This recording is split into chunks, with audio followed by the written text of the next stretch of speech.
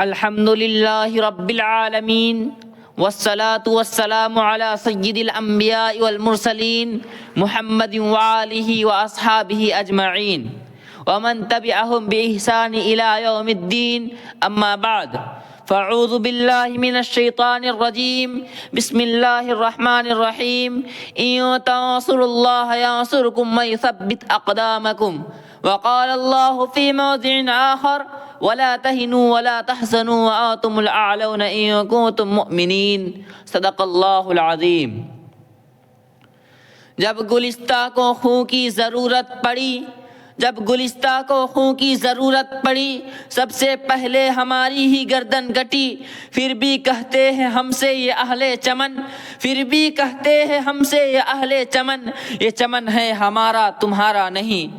ملت اسلامیہ کے پاسبانوں، آج میں آپ حضرات کے سامنے ہندوستان کے مسلمانوں پر ہونے والے سیاسی ظلم و ستم اور دین اسلام کو جڑ سے ختم کرنے کی ناپاک اور گھناؤنی سازشوں اور کوششوں کے موضوع پر کچھ عرض کرنا چاہتا ہوں۔ امید ہے کہ بغور سماعت فرمائیں گے۔ وہ ہندوستان جس کی حریت کے باغ کو مسلمانوں نے اپنے خون جگر سے سینچا تھا، وہ ہندوستان جس کی آزادی کے خاطر بحر ناآشنائے ساحل میں کود پڑے تھے اور موجوں سے کھیلتے ہوئے منجھدار تک جا پہنچے تھے، بے پناہ قربانیوں کے ذریعہ اس کو پروان چڑھایا تھا، آج اسی ہندوستان میں مسلمانوں کو طرح طرح کی اذیتیں اور تکلیفیں پہنچائی جا رہی ہے۔ مسلمانوں کے قلوب سے اسلام کی محبت کو ختم کرنے کی نہایت ہی گھناؤنی اور ناپاک سازشیں ہو رہی ہیں۔ اس میں شک و شبہ نہیں کہ دنیا میں حق و باطل کا تصادم روز ازل ہی سے جاری ہے۔ ظالم و جابر، طاقتور و کمزور اور مظلوم کی کہانیاں بہت قدیم ہیں۔ خرمن انسانیت پر کئی بار بجلیاں گری، باغ آدم میں کئی آندھیاں آئی، وحشت و بربریت نے بارہا انسانیت کا منہ نوچا ہے اور حیوانیت کا ننگا ناچ کیا ہے۔ اور اس میں شک نہیں ہے کہ ہم پر مصائب کے پہاڑ ٹوٹ رہے ہیں۔ ہم مظلوموں بے قصور کو فرقہ پرستوں نے ظلم و ستم کا نشانہ بنایا ہے۔ ہماری ماؤں اور بہنوں کی عزت و آبرو لوٹی جا رہی ہے۔ برادران ملت، یوں تو ہندوستان میں کسی بھی دور میں مسلمانوں کا حامی کوئی نہیں تھا، لیکن جب سے ان فرقہ پرستوں نے ہندوستان میں جنم لیا، اس وقت سے مسلمانوں کی رہی سہی سکون و چین چھن گیا ہے، کیونکہ ان فرقہ پرستوں نے ہمہ وقت مذہب اسلام کو مٹانے کے لیے نہ جانے کیسی رچنا رچی ہے۔ غور تو کرے، کبھی وندے ماترم جیسی گندی و ناپاک چیز کو نافذ کرنے کا حکم ہوتا ہے، جس کی وجہ سے مسلمانوں کی نیند حرام ہو گئی تھی۔ آج بھی بہت سارے اسکولوں میں یہ گیت گائے جاتے ہیں جس گیت میں سراسر کفر بھرا ہوا ہے۔ یہ گیت کیا ہے؟ کفر و شرک کا ایک گودام ہے، جس گیت کو ایک بار پڑھنے سے انسان خارج اسلام ہو جاتا ہے۔ جس گیت کو ایک بار پڑھنے سے مسلمان نہیں رہتا، آج وہی گیت ہندوستان کے مدارس و مکاتب میں پڑھنے کے لیے بچوں کو مجبور کیا جا رہا ہے۔ آج ہندوستان میں مدارس و مکاتب کو ختم کرنے کی کوششیں کی جا رہی ہے۔ ہندوستان کے مدارس کو دہشت گردی کا اڈہ قرار دیا جا رہا ہے، اور یہ الزام لگایا جا رہا ہے کہ جتنے بھی فسادات ہو رہے ہیں ان کے پیشوا اور لیڈر یہ ملا ہے، اس لیے پہلے ان کو ختم کیا جائے۔ اور اس کی آسان صورت یہ نکالی گئی کہ اب مسلمانوں کے سبھی مدارس و مکاتب اور مساجد کو ختم کر دیا جائے۔ اسی وجہ سے ہماری عبادت گاہوں پر پابندی لگا دی گئی ہے کہ اب مسلمان کسی بھی مدارس و مکاتب اور مساجد کو نہیں بنا سکتے۔ لیکن شاید ان کو معلوم نہیں ہے کہ مسلمانوں کی جب تک سانس چلتی رہے گی، اس وقت تک دین اسلام اور مکاتب و مساجد پر کسی طرح کی آنچ نہ آنے دیں گے۔ کسی شاعر نے کیا ہی خوب کہا ہے، ہم تمہارے دھمکیوں سے خوف کھا سکتے نہیں، ہم تمہاری دھمکیوں سے خوف کھا سکتے نہیں، ظلم کے آگے ہم اپنا سر جھکا سکتے نہیں۔ اور ہے یہی تاریخ اپنی ہے یہی اپنا فلسفہ، ہم زبانے میں دبانے سے ابھرتے ہیں صدا۔ عزیزان گرامی، اگر وطن ہماری جان مانگے تو جان دیں گے، اگر وطن ہمارا مال مانگے تو مال دیں گے، اگر وطن ہماری اولاد مانگے تو اولاد دیں گے، اگر وطن ہمارا تن من دھن مانگے تو سب کچھ دیں گے۔ جو جان مانگو تو جان دیں گے، جو مال مانگو تو مال دیں گے، مگر یہ ہم سے کبھی نہ ہوگا، نبی کا جاہ و جلال دیں گے۔ لیکن یہ نہیں ہو سکتا کہ مسلمان نبی پاک صلی اللہ علیہ وسلم کا جاہ و جلال دے، یہ نہیں ہو سکتا کہ مسلمان آخرت کو چھوڑ کر دنیا کو ترجیح دے۔ آپ حضرات کو تاریخ یاد ہوگی کہ انگریزوں کی ظلم و زیادتی جب حد سے آگے بڑھی اور انہوں نے اسلامی قلعہ کو مسمار کر کے اس پر تثلیثی عقیدے کی بنیاد رکھنا چاہا تھا، تو سب سے پہلے حضرت شاہ عبدالعزیز صاحب علیہ الرحمہ میدان جہاد میں بے جھجک کود پڑے اور افضل الجہاد کلمۃ الحق عند سلطان جائز کے جذبہ پیکرا سے سرشار ہو کر ہندوستان کے دارالحرب ہونے کا فتویٰ دیا اور انگریزوں کے خلاف محاذ جنگ قائم کیا، اور اس بات کا تہیہ کر لیا تھا کہ غلامی کے زنجیر کے ٹکڑے ٹکڑے کر کے ہی دم لیں گے، جس کے نتیجے میں مسلمانوں کے مصائب و مشکلات کن کن مراحل اور دشوار گزار گھاٹیوں اور وادیوں سے گزارنا پڑا، وہ تاریخ کا ایک المناک باب ہے۔ کسی شاعر نے کہا ہے، ٹل نہیں سکتے تھے اگر جنگ میں اڑ جاتے تھے، کہ ٹل نہیں سکتے تھے اگر جنگ میں اڑ جاتے تھے، پاؤں شیروں کے بھی میدان سے اکھڑ جاتے تھے۔ مجھ سے سرکش ہوا کوئی تو بگڑ جاتے تھے، تیغ کیا چیز ہے ہم توپ سے لڑ جاتے تھے۔ آپ حضرات مجھے بتائیے، کیا مسلمانوں نے جنگ آزادی اس لیے لڑی تھی کہ وہ صاحب اقتدار ہو جائے؟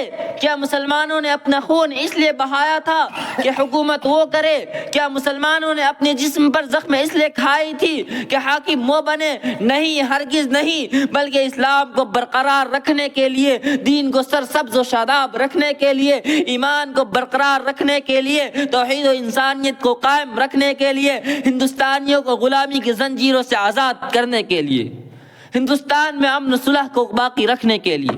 لیکن آج پھر حکومت فرقہ پرست انگریزوں کی طرح ہمارے دین پر حملہ کرنا چاہتی ہے، یا کہ اگر یہی حال رہا تو ان فرقہ پرستوں کو بھی انگریزوں کی طرح منہ کی کھانی پڑی تھی اور اپنے عہدے سے سبک دوش ہونا پڑے گا۔ کسی شاعر نے کیا خوب کہا ہے، کوئی اگر صلح کے پھولوں کو پیروں سے کچل ڈالے، کوئی اگر صلح کے پھولوں کو پیروں سے کچل ڈالے تو ساخ گل کی ہر پتی پہ قتل عام لکھ دینا۔ ملت اسلامیہ کے غیور نوجوانوں، اپنی غفلت کی چادر چاک کر کے عقل و ہوش کی ذرہ پہن لو، اپنے اندر انقلاب پیدا کرو، اپنی تقدیر کو سنوار لو۔ قوموں کی تقدیر کو خود بنائی جاتی ہے۔ ان اللہ لا یغیر ما بقوم حتی یغیروا ما بانفسہم، یہ ایک ٹھوس حقیقت ہے۔ شاعر کہتا ہے، خدا نے آج تک اس قوم کی حالت نہیں بدلی، خدا نے آج تک اس قوم کی حالت نہیں بدلی، نہ ہو جس کو خیال خود اپنی حالت کے بدلنے کا۔ ہم بہت کچھ کھو چکے ہیں، لیکن ہماری سب سے بڑی متاع اسلام کی دولت ہمارے پاس موجود ہے۔ ابھی ہمارے سینوں میں ایمان و یقین کی مشعلیں روشن ہے۔ جو لوگ اسلام پر مرنا اور جینا چاہتے ہیں، کفر کا سیلاب ان کے دلوں سے عشق رسول کی چنگاری نہیں بجھ سکتا۔ الحق یعلو ولا یعلی، یعنی حق ہمیشہ غالب و سربلند رہتا ہے، اس کو کوئی چیز مغلوب نہیں کر سکتی۔ کسی شاعر نے کہا ہے، اسلام کی فطرت میں قدرت نے لچک دی ہے، اسلام کی فطرت میں قدرت نے لچک دی ہے، اتنا ہی یہ ابھرے گا جتنا کہ دباؤ گے۔ اسلام ہمارے لیے وہ ڈھال ہے جو کفر کے ہر تیر کو روک سکتی ہے۔ اسلام ہمارے ہاتھوں میں وہ تلوار ہے جو ہر تلوار کو کاٹ سکتی ہے۔ اسلام روشنی کا وہ منارہ ہے جو ظلمت کی گھاٹاؤں کو ختم کر سکتا ہے۔ اسلام وہ چشمہ حیات ہے جسے قیامت تک زندگی کے دھارے پھوٹتے رہیں گے۔ اسلام وہ دھار ہے جو ہماری سفینے کو ساحل مقصود تک پہنچا سکتا ہے۔ شاعر کہتا ہے، جہاں میں اہل ایمان صورت خورشید جیتے ہیں، جہاں میں اہل ایمان صورت خورشید جیتے ہیں، ادھر ڈوبے ادھر نکلے، ادھر ڈوبے ادھر نکلے۔ ملت اسلامیہ کے دھڑکتے دلوں، آج تمہاری عزت و آبرو کے امتحان کا وقت آ چکا ہے۔ آج تاج محل کی پرشکو عمارت تم سے فریاد کر رہی ہے، آج لال قلعہ کی دیواریں تمہیں آواز دے رہی ہیں، آج قطب مینار تمہارا مرثیہ پڑھ رہا ہے، آج بابری مسجد کی دلخراش شہادت تمہاری خودداری کے تارے رباب کو جھنجھوڑ رہی ہے۔ آج وہ مسلم خواتین جن کے عزت و آبرو کو پامال کیا گیا تھا آواز دے رہی ہے، اے ملت اسلامیہ کے نوجوانوں، اے خالد بن ولید کے فرزندوں، اے محمد بن قاسم کے پیروکاروں، اے صلاح الدین ایوبی کے ہم نشینوں، اے محمود غزنوی کے مقتدیوں، اب تم خواب سے بیدار ہو جاؤ، اپنے اندر انقلاب پیدا کرو، اپنی تقدیر کو سنوارو، اس لیے کہ آج دشمن اسلام نے تمہارے خلاف کمر کس لی ہے۔